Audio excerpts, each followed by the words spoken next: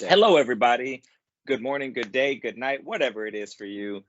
Today, we're going to talk about when feelings trick you. My name's Rodney.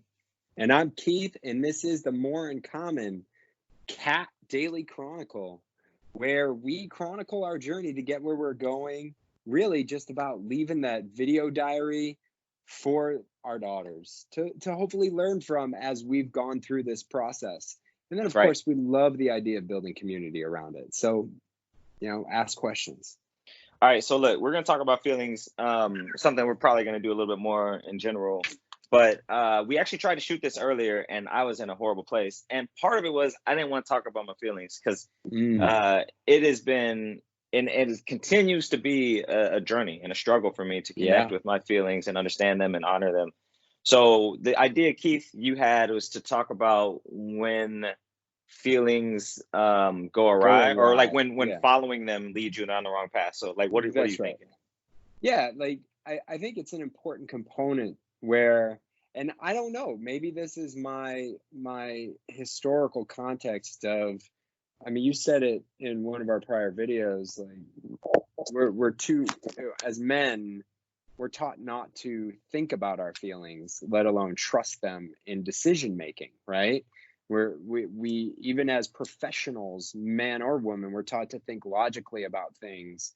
And as we go on this journey, like there is a component of that that's true in that sometimes those feelings, especially if they're negatively rooted, they're based on stress, anxiety, fear especially, right? Like I feel like it's not a good idea to do this video.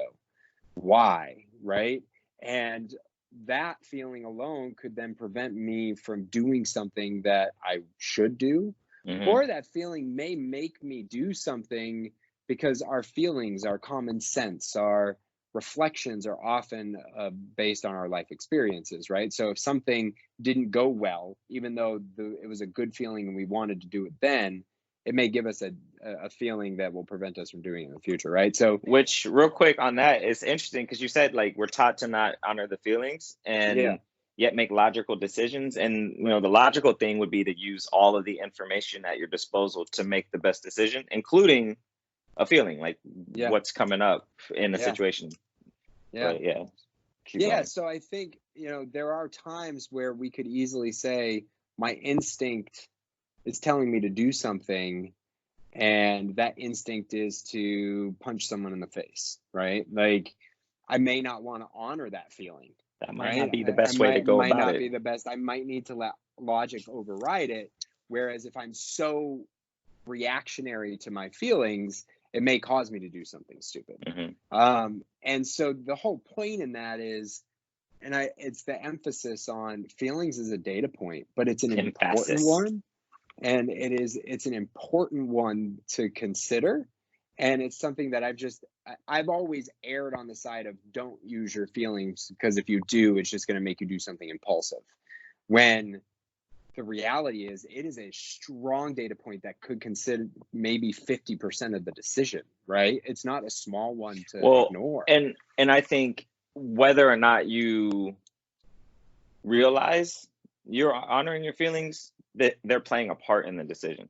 And Yeah, so I guess it's like, do you consciously make them a part and then decide how much it what they're telling you is true, yeah, or do you subconsciously, and this is where I've come from, it's the subconscious side where I don't even realize what I'm feeling. Like, I have anxiety, I'm afraid about something, or I'm angry, or I'm frustrated, or whatever it is that right. is ultimately playing into how I'm showing up in the room, in the meeting, in the decision, in the business decision, in the project delivery, whatever it is. So then my delivery can kind of be all over the place, and that might be a place where you get people saying, "Yo, Rod, you good? Like, what's going on?" I'm like, "No, I'm Yeah. good," but it's just 'cause I didn't honor the feelings And in the situation. and I think, we've talked about it before, like the awareness of the feelings is the hardest journey, and part of it.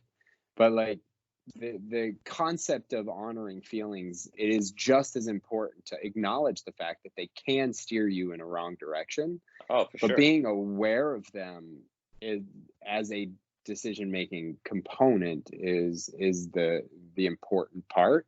but not losing sight. Like, hey, is my feeling going to make me want to punch someone in the face? I might need to override that and think about it differently, right? Like my And feeling right now is very antsy and it wants to stop this recording, but that would be a right, counter to what we're trying to accomplish right now. So I'm not going to do it, right. but I'm ready to get off this video. I'm ready to get off this. I'm ready to get off. So like, listen, for the girls, man. You know, I think part of this is, especially for them, like, honor your feelings, but do so in a rational way, right? Like, if we can understand what that feeling is and what it's telling us, we can act with it as a data point rather than impulsively and let it steer us in the wrong direction. Yeah, I And mean, I guess I think the only thing I would add is feel your feelings. Like that's what I'm learning to do right now. If you could just feel them all the way and then do exactly what Keith said, like find a way to put them in the place that they belong. Like use the information to make better decisions. and make sure you pet your cat. That's all. What up, Chance?